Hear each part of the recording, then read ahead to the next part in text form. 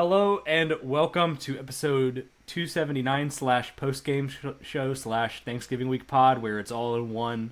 Going back to the old format just because it made sense for our recording schedule and also made sense for everyone who wants to listen. I mean, putting a podcast out this Thursday seems just like really bad media work by us, so we're just not going to do it. It'll be out hopefully later today as we record this, depending on how I can kind of scramble that all together. But it's Tuesday morning. We're recording a pod at a time I don't think we've ever done before, talking about some games that you may have watched, you may not have watched, you may have listened to, you may not have listened to.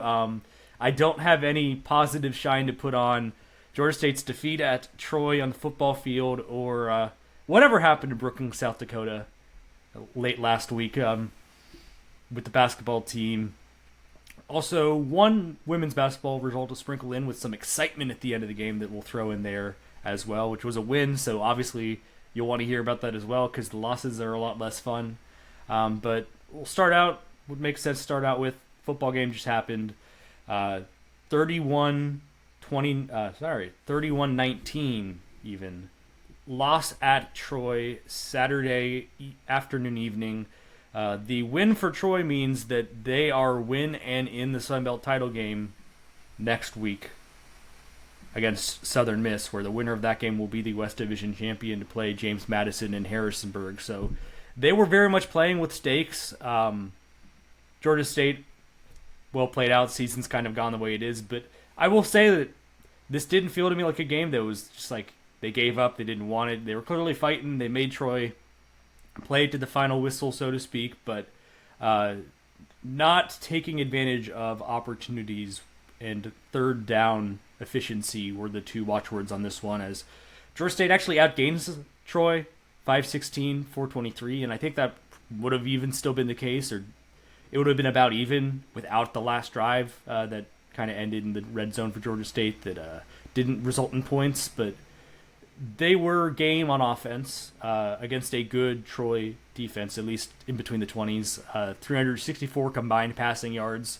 Kind of a mini story in the middle of this game.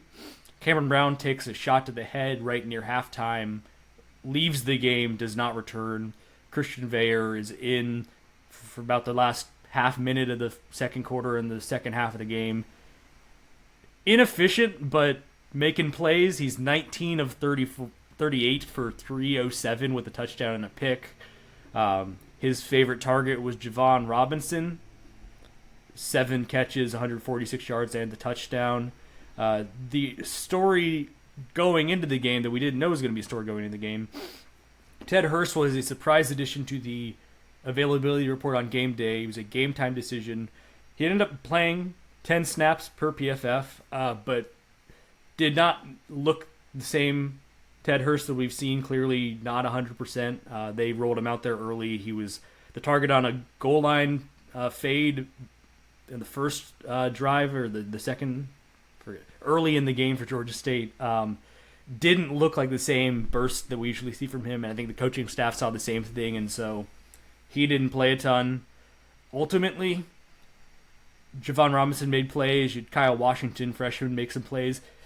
I think of all the things in this game, you could easily say, oh, the team that lost their starting quarterback and didn't have their best weapon on offense, like, that's why they lost. But I actually really don't think it was anything other than a footnote in the game because other guys stepped up. But as I had mentioned earlier, this is the line for me. Georgia State's 3 of 17 on third and fourth down. Troy was 12 of 22. Sometimes that's as academic as it gets, and that's why Georgia State was, I think, the second to furthest to the left on the did you get beat that bad on Stats Awards chart, which is to say, no, did not get beat that bad, but beat nonetheless. They lose 31-19 to Troy on Saturday afternoon.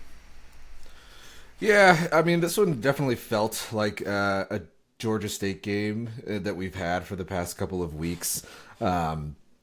One thing that was at least, I think it's funny, it may not be the right word just because you never want to hope for injuries. But, you know, we spent so much of the year talking about, you know, the quarterback position and, you know, deciding like, okay, like who are they going to pick? And then they finally picked Cam Brown. And then we got 3 clean games with him. He left the Coastal game, didn't play in their game prior to the Coastal game, and then he leaves in this game. And in a kind of a reversal of what has happened when Cam Brown hasn't been the quarterback this year for Georgia State, the offense still looked like they were able to move the ball through the air. And on the ground. And on the ground, yes. Wheels Veyer popping the 20-yard run, a 17-yard run late in the game. That's true. I mean, we hadn't seen that from him a ton last year, but Veyer looked at least comfortable, which is good to see because he hasn't had a ton of game minutes since the beginning of the year. And I mean, the offense looked like it has the last couple of weeks. Obviously you can't go 3 of 18 on 3rd and 4th down combined and really expect to put up a ton of points. That is pretty much the difference maker in this game and why they scored under 20 points. If you look at some of the underlying in this, they really played Troy kind of well. Troy just kind of made their opportunities in the red zone and Georgia State didn't. That really was the game, and that's why it was a 12-point loss. Not even just in the red zone, on the side of the field. Because this is the other stat that I've written down. Georgia State had 10 of their drives end in Troy territory. They got 0 points on 6 of them. That'd be there was a pick in there, they missed a field goal, there were a couple punts right after crossing the 50, and then Troy had 7 trips past the 50. They scored touchdowns on 4 of them and a field goal on a 5th. They had 2 drives without any points when they crossed the 50. That is how you turn 516 yards into 19 points, and that's how you turn 423 yards, which is not a bad number, but not like an explosively large number on offense, into 31 points. Just when you get those opportunities, and Georgia State had 3 more of those, you make them count. You don't even draw it out to get into the red zone. You pop some intermediate touchdowns. I'm trying to think. I mean, Georgia State's hit some big pop plays. They've hit some 40-plusers. They've worked it all the way down to the red zone. I feel like the intermediate explosiveness is missing, where in this game you have, I want to get the numbers right, so I'll switch over tabs. Troy gets a 26-yard touchdown. Troy gets a 39-yard touchdown. They get a 35-yard touchdown. And then they have a 10-yarder as well.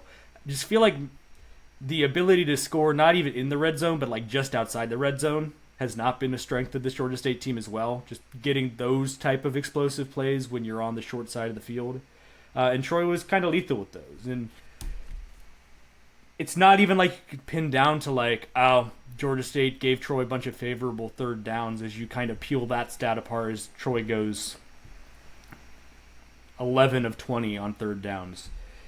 If you split that down to the down and distance, they were 4 of 7 on 3rd downs of 1 to 4 yards. Pretty standard. That's why you don't want to give up 3rd and short. But they were also 4 of 7 on 3rd and 5 to 8 yards. And they were also 3 of 6 on 3rd down of 9+ yards. So whatever the situation was, Georgia State wasn't getting stops, wasn't getting off the field defensively enough. And some of it was there'd be a little soft zone and just kind of thread it over the top of it, or setting pressure and the pressure not getting home. There was a mix of stuff. They were trying different things, and just nothing was really coming together to get them those key stops when they needed them. And you hold Troy to another couple field goals. When you've got that last drive and you're going down 12, you get into the red zone. Obviously, they don't score in that opportunity, but that's obviously a lot different stakes. If that's a 24-19 game even, or 27-19, you have a chance to say, win here, or score here, get a 2-point conversion, you can tie the game. They had their moments, and they cut it to a 1-score game on a couple occasions in the second half. They were always within striking distance, but every time Troy needed to score to re-extend the lead, they were able to get it. And so it was just a case of just not ever having the complementary football kind of flow all together, which when have we heard that before? This is a new occurrence for us talking about this team for sure. We've never said this before. Never, not once. Troy, we talked about, it wasn't a great rushing team, so not necessarily the shocking stat that you hold them to 62 rushing yards, but they handled that. 1.9 yards carry, 62 rushing yards. Really great day as a defensive front against the run, but when you give up 361 through the air, it's just kind of like, well, they kind of beat Georgia State the way that Georgia State needed to beat teams earlier in the season when the run game wasn't going. So Troy found a way where the Panthers could not. In a way that Troy is not usually doing it. We didn't expect them to be able to pass the ball this well. So I want to shout, we're always looking to the future, especially situations like year 1 and 10, you're looking at the future. Along the defense, like in the edge group on defense, Keelan Butler and Caden Atkins combined for 75 snaps. On the offensive line, for Lesky Martin, true freshman, played 75 snaps at right guard. This is his first action of the season, and obviously now he could play the entire month of November and not burn his red shirt. So I think we were kind of waiting for like who was the new person as a freshman that was going to like tap in, because Dell had mentioned stuff about that, but we hadn't really seen it yet. But there was the first like new player that we hadn't really seen all season, and he handled himself well and just kept going out there. They gave him a bunch of snaps, and so like long term, I think that could pay off. And Jartavius Launoy is, I think, taking the leap, you would call it. He's starting to be a lot more impactful on the stat sheet as well as just like taking up blockers and everything.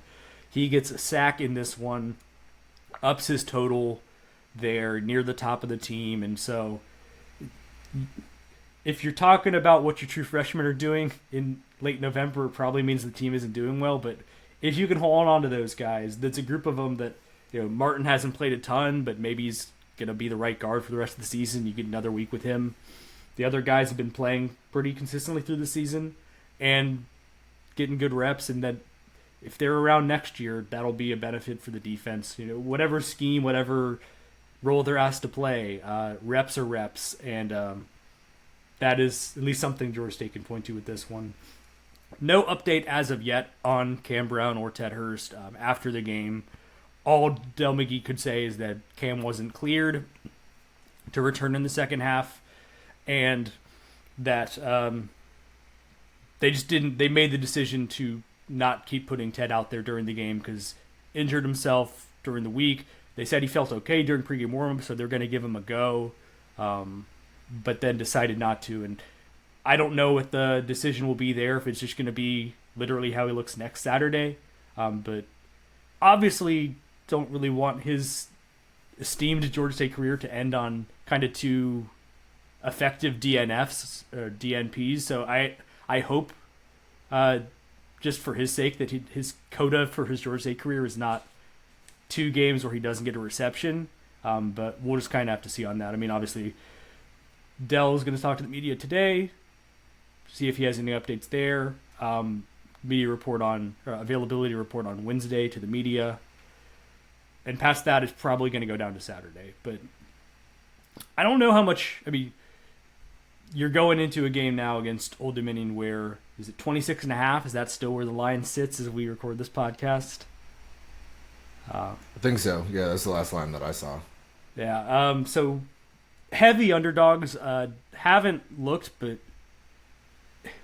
I can't imagine they've been underdogs by that much more than that against a conference opponent ever.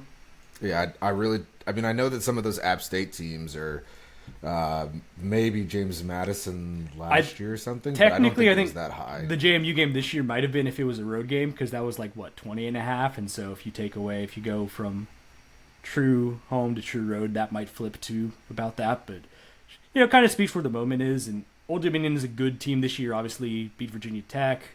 8-3 entering this one, and James Madison's had the Sunbelt East sewn up for a couple of weeks now, so they don't have that to play for. They lost their opportunity when they lose in Harrisonburg to potentially be the East champions, but they are absolutely mowing teams down. They are on a big run of form. They've won their last 3 games against ULM, Troy, and this past Saturday against Georgia Southern and Statesboro by a combined score of 109-16. They gave Georgia Southern their worst loss ever in Paulson Stadium, which Georgia State fans will bemoan because until Saturday, that honor had been Georgia State's for the 34-7 win back in 2017 or 2015. So the blows keep coming for Georgia State. They can't even hold on to their proud records they once held in their in-state rival stadium. But Old Dominion rolling right now. Like I said, it was kind of inefficient, 50% completion for Christian Veilleux off of the bench, kind of thrown in there. But the explosive plays were there. Like we mentioned, he was able to run. And so I think obviously we want to see Cam Brown. And if you can get him back next year, he's kind of the guy you're looking to as the, quote, future. So you want him to get as many snaps as he can. But I don't know that Christian going out there is going to make the win percentage marginal or like anything more than marginally worse, because obviously they're already pretty low odds. And yeah, we saw enough from him in this game, and it kind of goes back to the question that I certainly want to hear from Del McGee of, like, you've seen now what Christian Veilleux could do just kind of thrown in there. You've seen what Cam Brown is able to do when he's able to be healthy and go out there consistently. Did they just lose faith in those two guys they had and just not believe they were ready to provide what we've seen from them, or even any better than that if they get more consistent reps? Because I don't know. I mean, we were always pretty safe with kind of like, you don't necessarily want Christian to be the quarterback, but he might be able to go out there and at least keep you in games. And we were always wondering if someone else came in, if Cameron Brown, if he was maybe going to provide you that extra ceiling. I just think when you look at it now, when you've seen from what they've actually done on the field, yes, there's still stuff to clean up, but I don't know that you needed to add anything else. I feel like you had the two that you trust. And so I am not alone in questioning the personnel choices, but we've seen it in action now. Yeah, I just don't know how they decided on the quarterback position this year, and I really wish that it had been smoothed over faster, just because, like you said, I mean, we've seen Veilleux thrown in here and it looked fine. I mean, even in that week 1 game against Ole Miss, like, yeah, it's Ole Miss, and now they're really in the conversation for the college football playoff, if not already in. So I can kind of throw that game away, but it's like at no point outside of the very end of the season, and maybe for a good bit in the first game, did the quarterback position, really settle itself, in a way. And that's frustrating to see, especially after last year. You can give them a little bit of grace last year just because of, it was a little bit more injury related with some of the inconsistencies, but I don't know. In year 2, you really want to settle on a guy a lot sooner, and I know we've talked about that, but I just don't understand really what the process was involved in getting to this point. Yeah, and I'm going to say something completely counter to what I just said about Ted Hurst, because you want to see him out there, you want to get the chances. Kyle Washington made some nice catches in the Troy game. DJ Avery had an opportunity at a touchdown. It was open, just couldn't bring the ball in on that last drive. Grant Hollier keeps him. I don't think he got... His touchdown streak is over, but he made some catches in the last game. You've got young guys that, like, they're taking advantage now of the reps and the fact that they can get targets now because number 1 guy is gone, and Javon Robinson and Christian had some nice rapport in this last game as well. Guys that you could say could be back next year getting reps is also a good thing, and I felt like what Christian was doing that maybe the other guys haven't been doing is, it felt like he was just throwing to the guy who's open. Like, it felt like he was going through progressions and finding guys, whereas some of the times, and it's totally understandable, other guys have been their first read. Some of the plays are designed to be just kind of first read and it's there and you throw it, but it felt like more of going around the field with it, and that's why you see guys like Kyle Washington making some catches. You see just like the open receivers, the guy there. I mean, I don't want to make a comp there, but it's kind of like the thing like that was the selling point on Kirk Cousins when he came to Atlanta, is like he's the type of guy that doesn't care what your number is. He's going to throw to the guy who's open. And so you saw some of that. You also saw the pick where just bad misthrow. And you saw even with Cam and with Christian this last game, I don't know if it's a receiver thing or quarterback thing, there were some clear incompletions on miscommunications where either a guy ran the wrong route or he threw the wrong route. But there was a lack of crispness there that you probably would expect to see less of if this is the guy who's playing a bunch of reps. So probably another symptom of the way quarterback's been handled, where yes, you can start getting these guys more of the first team reps the last couple weeks because of injuries and TJ Finley not being in the conversation anymore, but doesn't make up for a lack of that over the course of the season. So I guess it's a lingering question. I think just based on what it was, I have to imagine Cam Brown's thing was a concussion because it's just the hit he took. And so with him, it's just like it's a thumbs up or thumbs down situation. I feel like if he's cleared, he's going to play. Tall task ahead of him because, the ODU offense is certainly a big deal for the Georgia State defense, which is no longer worst in scoring defense in FBS. UAB has taken that mantle away. They gave up 48 to South Florida this last game, so you at least are not at the bottom of FBS anymore. You're just near the bottom. But it's a ODU defense that's been really good as well. So it's going to be a challenge for whoever's a quarterback. Offensively, for Old Dominion, they're averaging 230 rushing yards this season, but they are averaging 296, and they've hit 300 plus 2 of the last 3 weeks during that run I was saying. So after giving up 62 this last game, the challenge is ahead of you now to this is a really good rushing attack that it just keeps you guessing. Like Colton Joseph, the quarterback, is a real weapon, and they run like they spread the formation way out, and it's really tight, receiver and running back in the tight offensive line, receivers way spaced out, and it's kind of a you got to play your assignment, and maybe Colton Joseph's going to pull it, maybe he's going to hand it off. And I was watching this past Saturday some because the game for Georgia State and Troy had not started. Georgia Southern's defense they were just had no hopes there stopping the run. Old Dominion had them in a vice grip, and it was just like fish out of a barrel.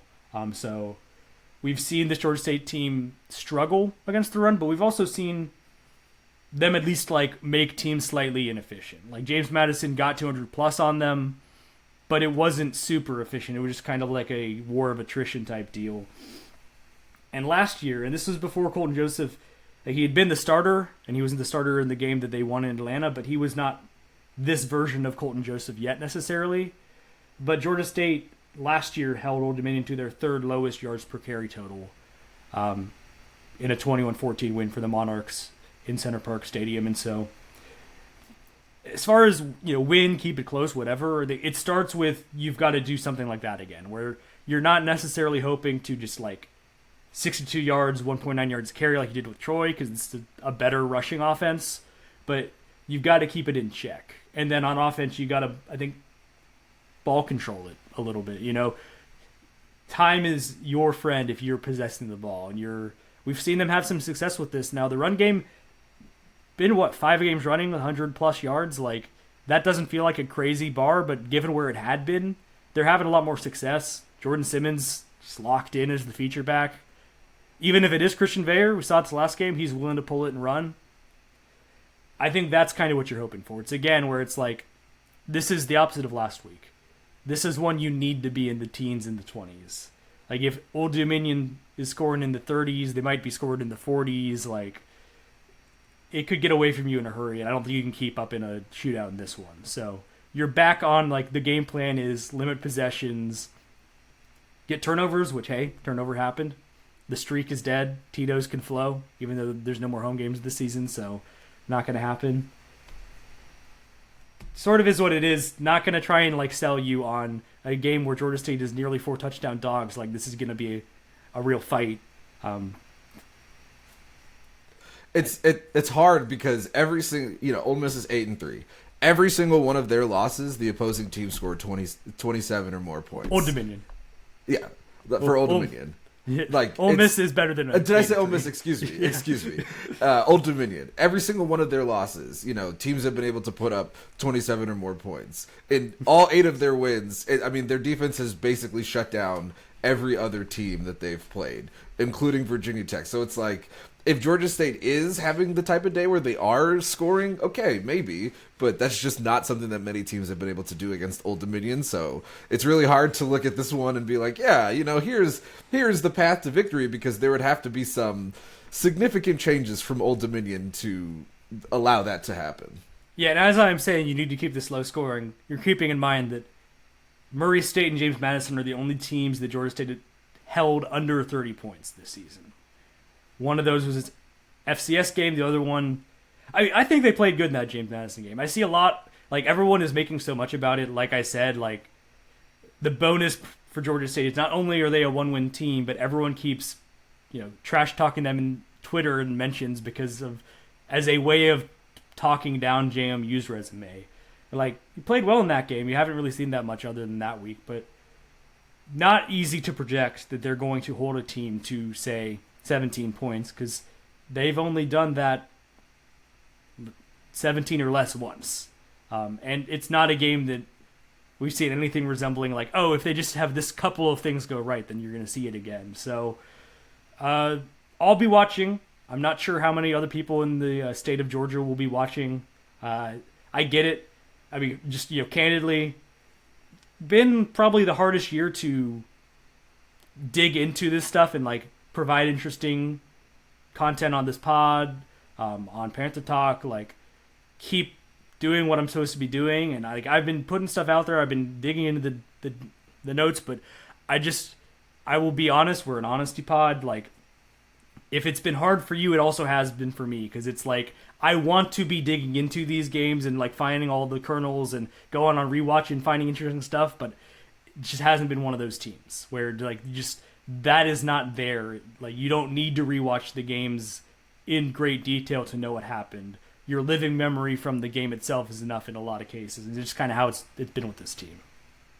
And it's unfortunate because, the offseason is about to be here, and I don't know that we feel any better about the team right now than we did a year ago, and there was a much easier excuse to give a year ago, whereas now the questions are the exact same and arguably worse.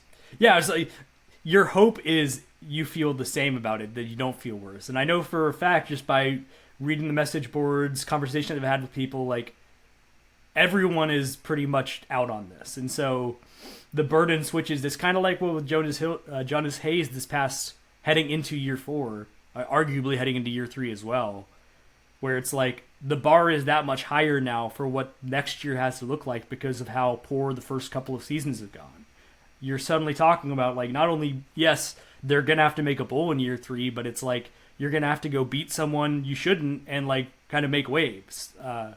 And obviously at this point, when they have 2 FBS wins to their name under Del McGee, it's hard to be like, yeah, they're going to rack up this win and this win and this win, because I've already just said 2 more hypothetical wins than they have gotten against any FBS team so far, or combined against FBS teams so far. So we'll dig into it. Curious what the new one portal window does as far as, like, are guys putting their name in the portal nationwide, like, Saturday at 10 p.m.? Like, how quickly is this thing going to turn over where we're already into the portal side of things? How quickly are we going to learn about what potential changes are coming on the staff side? Certainly one more game, and you're still kind of holding out hope for a miracle here. I mean, I guess it would be the fitting model of the Texas State game last year that no one saw coming, and you're 20-plus dogs on the road.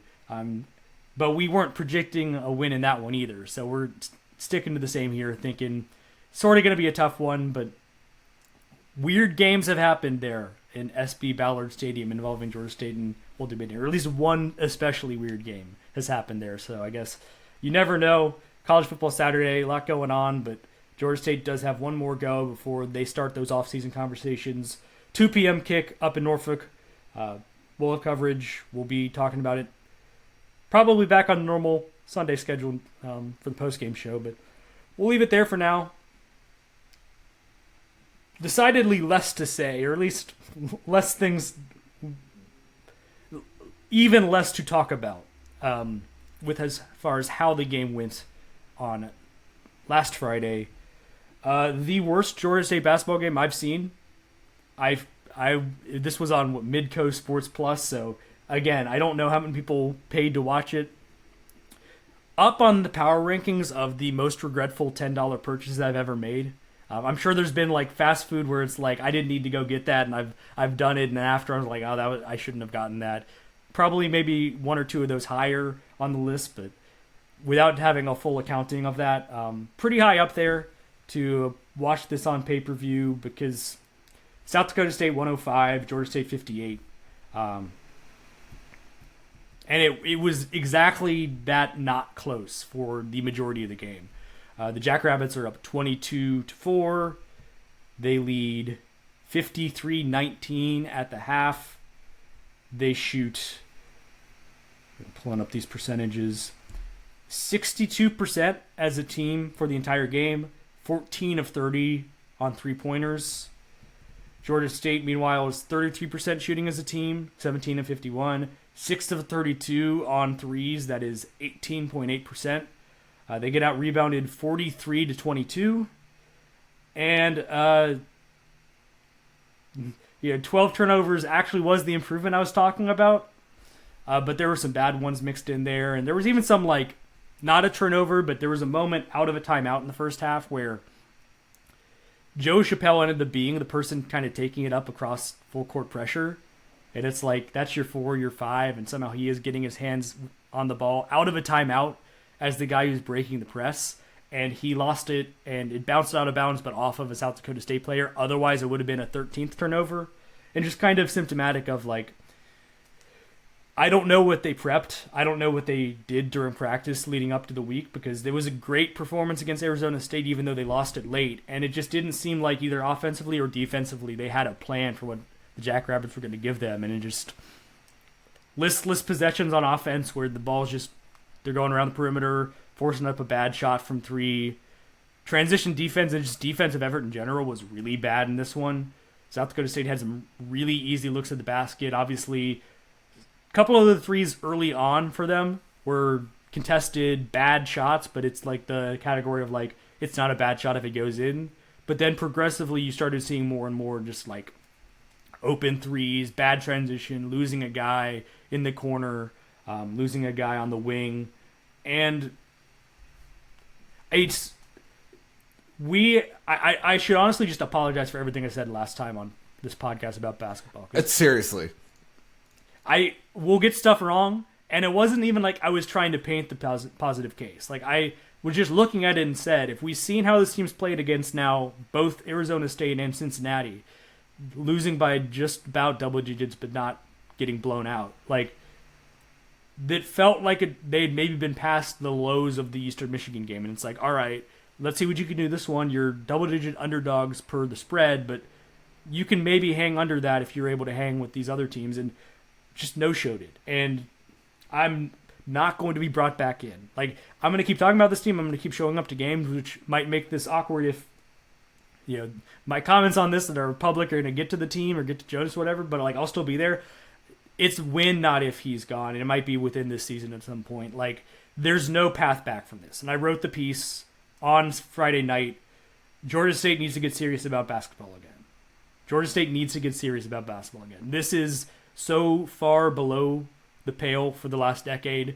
They made 4 NCAA tournaments, and they are losing by about the same score that South Dakota State beat the NAIA team. We were talking about it on the pod last week. We were joking. We were jovial, having a good time. Where's Peru State? It's good stuff. Peru State gave them about as good of a game. They lost 94-46, so margin about the same. They gave up about 10 points less, but they also scored 10 points less, so, it balances out, I guess. But this is a team that, like, you don't go in expecting to win, but 5 years ago, if this game's on the schedule, and this is a South Dakota State team that's made the tournament about the same number of times that Georgia State has the last decade, you're thinking it's going to be a fun back-and-forth game, and it's like this is a chance to get a good resume booster that maybe moves you up a seed line. And I think the last time I would have said seed line on this podcast is like 4 seasons ago at this point. We were talking about seed lines and resumes the entirety through non-con, all through the Lanier years on this pod.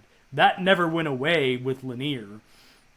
Obviously, it was a conversation the entire time when we weren't on the podcast, when Ron Hunter was here, and tournament expectations were there every season.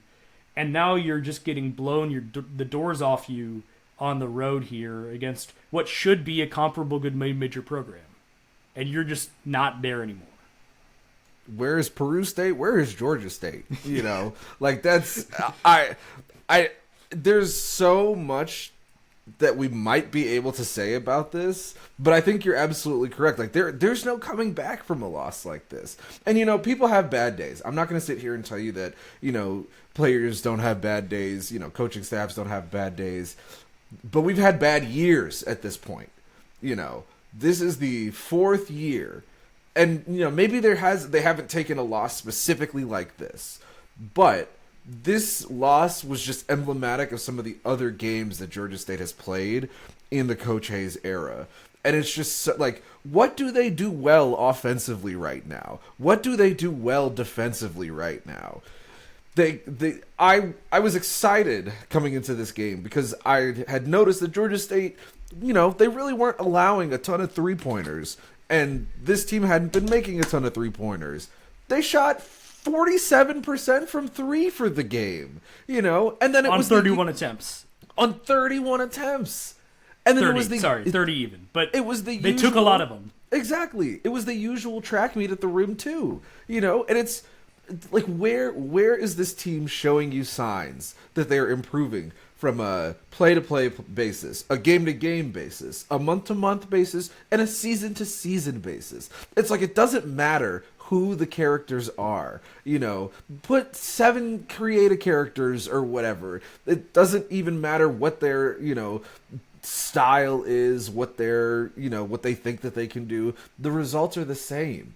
And it sucks because, you know, I don't think you and I tried to be harsh. You know, I enjoyed the piece. You know, I don't know that we have specifically ever talked about a piece like that, but I enjoyed the piece because you got to keep that in the barrel because, like, you can't just throw one of those out. I mean, I know how bad football has gone. I know basketball has not been good the last 4 seasons, but if you're writing that every week, it gets old. Like, you got to save that, and it's for moments like that where it's like, I mean, you probably could have done it after the Eastern Michigan game because that was a similarly just bad outcome, and you didn't play well, and you didn't even break 50 in that one. At least you broke 50 in this one, even though you gave up 100, which I can't imagine how many games against mid-majors they've given up 100 points to over the last, like, in this century, but it can't be that many. This is the 11th loss, and this is in the piece on Panther Talk. This is the 11th loss by 20 or more points to a fellow mid-major. The team has taken it under Jonas Hayes. They had 8 in Ron Hunter and Rob Linier's time combined. Like, speed running a lot of bad things there, and you asked or you know, someone might ask the question, like, how bad can it get? I mean, you're gonna play Kennesaw in less than a month. You're going to Kennesaw on December 5th. Like, if that's the effort you're gonna give in this game, especially that this is, you know, I'm sure that there's some relationships there from the Atlanta guys on the team. Kennesaw's got it rolling right now. They play a brand of basketball that's going to get them up and down the court a lot. Like, that could get ugly. And that is going to stick in the craw more than this loss for Georgia State fans, because there's a perception of, like, how much Kennesaw has passed Georgia State, and that bothers Georgia State fans because it's like, this shouldn't happen. And they're, at least, especially on basketball, they're absolutely right that, like, the bar between these two programs, even if Kennesaw is, you know, they've been a really good mid-major program the last few seasons. You know, they've transitioned from Amir Abdul-Rahim to Antoine Petway, and it's gone really well. They've made back-to-back really good hires, and it just elevated their basketball program. It should be a case of they're meeting Georgia State at that level where it's like they're competing to be the best mid-major or the best program in the state of Georgia in basketball. It shouldn't be that you're going into this game hoping they hold it under 30, which, like, right now, that's where I'm at, where it's like, don't get embarrassed in this game, because I still don't think there's going to be an especially early move mid-season. You don't really see a ton of mid-season firings in basketball. There's a lot of mechanical reasons why it doesn't really make sense. In this case, I would also question how you'd keep a staff together when, like, is Jarvis Hayes going to stay around and coach this team if his brother Jonas has been fired as head coach? I'm sure he cares about these kids and wouldn't want to leave, but you could understand that being a really awkward situation for him. So there's an added dimension there of, like, you know, half of the staff, 2/5 of the staff are brothers. I still don't think you make a move especially early, like maybe by the end of the year something happened. But efforts like last week and what could be coming up when they play the next few weeks, is going to make that a liver question than it should be. Like, if you continue, you're just getting blown out in these games, and it just doesn't feel like the team is playing for you. Like, it's hard to pretend there's anything to be gained from playing this out for 4 more months, and just, like, at a certain point, it's detrimental to, like, your brand has already taken a big ding, and you can get that back just by making a good hire and get it back next season. Like, the turnaround for basketball does not need to be a long process, but at a certain point, it speaks to just kind of like accepting this level of performance is not acceptable. And so you almost have to, if the results keep going this way. You could certainly make the argument of already like that game being enough. And I know that sentiment among fans, even among former players, is getting there where there's like, this is unrecognizable. This is not Georgia State basketball. And I can't blame them. Like, that's the team that they bled and sweat for 4 seasons in a lot of cases, had success, cut down nets, and they're reduced to what they are right now. It's not a good scene. Vibes are incredibly low right now. And the metaphors cannot be more strong because now they're in Cancun for the Cancun Challenge, which, where NBA players go to vacation when their season's done. Very fitting placement on the schedule, metaphorically, for Georgia State. As we record this on Tuesday, they're going to play Samford later today. They're going to play New Mexico State tomorrow on Wednesday. Dave Cohen, voice of the Panthers, is down there on the radio call. It's also going to be broadcast on Flow Hoops, but I'm not making that. It's the middle of the day for me, so it's already going to be tricky, but not going to be paying more money for Flow Hoops for what just transpired. So Samford is, I think, the more winnable game of these two. I think they're 5.5-point underdogs, as I saw today. So this team is 5.5-point underdogs to someone right now. I could look at that as super gettable, but you're going to have to see this team like put it together for multiple games in a row. And I'm talking like 3-4 games in a row at this point for me to believe there's any kind of semblance of a turnaround coming. And at this point, with where you've started out the season, a turnaround might not help you out that much because you're still going to be multiple games under 500 before conference play starts. And I think the floor is dropped on this, or the ceiling is dropped on the Sun Belt, but the floor, there's not that many dreadful teams. So if you're going into Sun Belt play with this level of performance, there's not but a couple of games you could put on the win column. Like, and you could lose some games real ugly against some of these teams too. Like, Troy comes to Atlanta this year. I think Troy is like the best team in this league right now. Scott Cross has got that thing churning. That one, you could take some bad losses that were not in Brookings, South Dakota, on a streaming service people did not buy. This could be in a lot of people's eyes, including the people who maybe have the money or the decision-making power to make that choice to move on. This is very unscientific, but I was curious about this because Georgia State, the last 3 years, they have not won their 10th game until either early February or, late February. So I have 2 questions. Well, it's really just one question. Do you see where 10 wins can come from with the way that they're playing currently? Do you see where 10 wins can come from on this schedule? Because I really don't, and that is concerning. Yeah, well, going into this past game, Georgia State had been projected on KenPom to finish 10-20, which was already lower than the preseason expectations. That dropped 2 games. They are now projected to go 8-22 on KenPom's numbers, and they're favored in 2. Now, I will say, App State's numbers have gotten a lot worse. They just got blown out last night against Elon at home. They lost 88-53 at home, which this doesn't turn teams giving up 88 points to a mid-major at home is like, that's crazy to me. I don't know what's happening there. We'll have to dig in on that. But that game, now you're playing them at home. You're favored in. It's a 50-50, but they're giving you the win. You're favored on the road at ULM, who is the only team worse than Georgia State by the metrics in the Sun Belt. They're 1-6. Their only wins against a non-D1, so kind of in the same boat. They're projected to go 6-24. I could see that. I could see maybe if App State is really this bad and you can beat them on the road as well, that could be maybe another one. Louisiana, you're going on the road there. I think you need this one against Samford because they're in the bottom 200 of the sport and not in the top 170 or whatever, top 200 of the sport. So, like, I think I'm out of names where it's like outside of like that type of like coastal game where they shut the doors off of the Chanticleers and won like 101-66 in year one. Outside of one of those games, it is hard to project too many games in conference play as victories. So it's like, and especially because we had gotten a pretty consistent defensive effort until this one, and now it's like, is that just gone now? And I should make this point clear. It's on the coaches.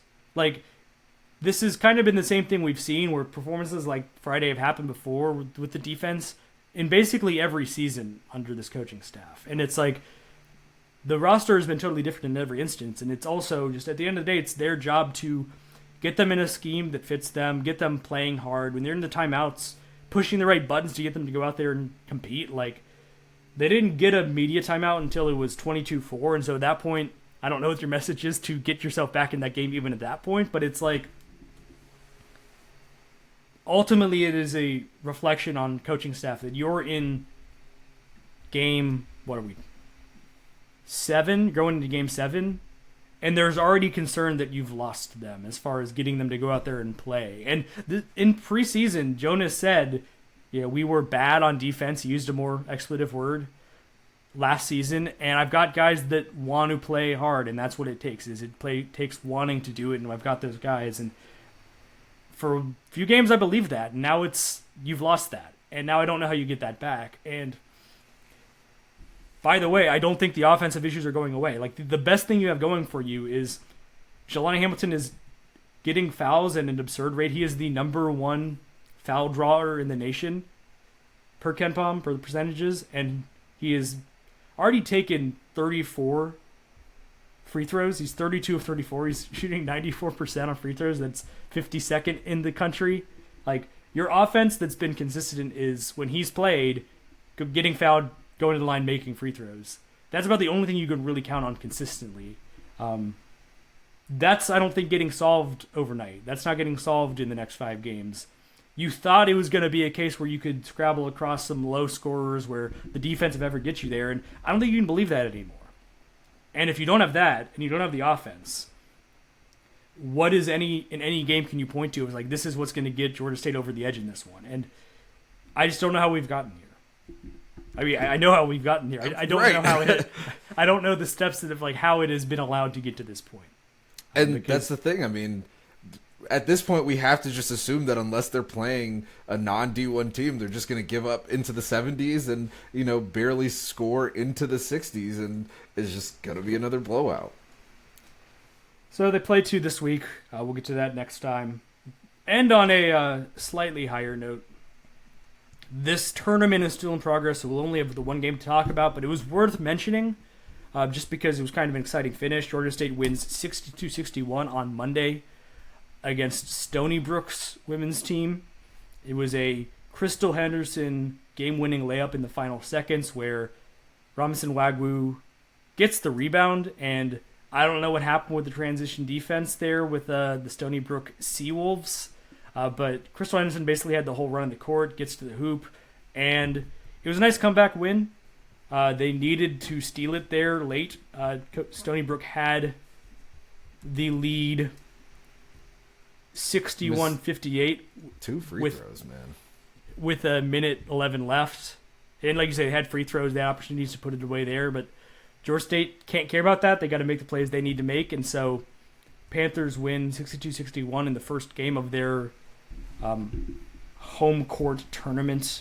Another game where they forced a lot of turnovers. They had 21 themselves, but they forced 25. Held Stony Brook to 31% shooting, 21% from 3, and I guess they out free throw Georgia State, but when they lose by 1, missing 9, going 18 of 27 from the line, was certainly smart for them. And again, they got killed on the glass. They 49-31 in favor of Stony Brook, and so this is just, there could be some ugly rebounding margins there. They're playing a small group. They don't have a ton of front court depth, and so that might just be part of the package with this team. But I'm guessing the fact that they play so many guards and that they lean on their guards the way they do is also a factor in why they're forcing so many turnovers, just faster than teams. And you really can't say anything bad about the way the season started for Crystal Henderson. 19 points in this one, 7 of 13, 3 of 3 from 3, the game winner. Like, she is making all the plays you need your star player to make, and she is averaging high double figures, like just making all the plays she needs to. Heading in now, she's in year 3. You've really seen the stepwise development from her, and you're really seeing her take ownership of this team this year in ways that's helping them get through non-conference and getting them wins like on Monday morning afternoon time. And so they've got 2 more this week. I want to get these. It's Central Arkansas on Wednesday, and the Samford double. Women's team plays today at noon against Samford, and the men's team in Cancun will play them at 3 Eastern today, which is not great information for you guys because I don't know that you're going to get this podcast until after that women's game starts, so this will be past tense schedule talk. But Georgia State gets a win there on Monday, which isn't a fitting way to end this podcast, but feels like an appropriate way to end this podcast. We've just spent about 50 minutes talking about a lot of losing. Yeah, I mean, I'm glad that the women are continuing to put some wins together. Even if it does require a crazy play at the end they're still doing things and winning games, and they look like how we expect them to look. We think they're going to be out rebounded a good bit. Yes, we think that, they're going to force a lot of turnovers. So I think it's okay to be a little less wary about them. Hit some more of your free throws, hit some more of your shots. But like you said, Crystal Henderson continues to look like we expect her to look, and finding ways for them to continue to score and continue to play good defense, they should be fine. And it's not the same formula with the men's team where it's you could see them playing this brand and winning at least half their conference games. Finished, I think, 500 last year in conference play, maybe a game above. They could do that. They could scrabble their way to it this style, where the men, it's you can't really see it. With this team, you can see them being able to just out-scrap, out-turnover their way to these wins, even if they're in some tight contests. And they dropped the one at Furman, but they're winning a tight one here, and they've got the player they know they're getting the ball in the hand of when the shot clock's running down and they need to play late in games. And so that all counts for something. It's both the team brand identity and also having the person you can really trust with the ball in their hands now in the 3rd season really continuing to progress. And so I don't know that they're going to be front runners in the Sun Belt because it's still James Madison just beat Virginia Tech at home. So that team is still rolling. They've been probably the best team in the league since they joined, but I think opportunities will be there to win some ball games in league play and keep this thing rolling in a positive direction, build on what happened last year for the team, make a little run in the Sun Belt tournament. Past that, I think we have run out of our allocation of time for this morning. Honestly said more than I thought we were going to say about basketball, which may have been bad for you, may have not been bad for you. I don't know. You'll have to let us know if you're just kind of tuning it all out. If it's all just white noise at this point with the basketball team, I could just certainly understand that. But we'll still be talking about the next couple of months. I don't know. By the end of that, I don't know if we're just going to both be the Joker. Tune in and find out. But we will certainly be covering however this goes. We'll continue to track the women's basketball team as they head into Sun Belt play next month. I think a lot more of a positive direction. And who knows? By the time we're recording the next podcast, we might already have roster news to talk about. We might have coaching stuff to talk about, the football side. We'll see how quickly this offseason really churns into full focus and gets going 100%. And we'll be here covering every step of the way on Thursday Night Podcast. Thank you for listening to this week's episode.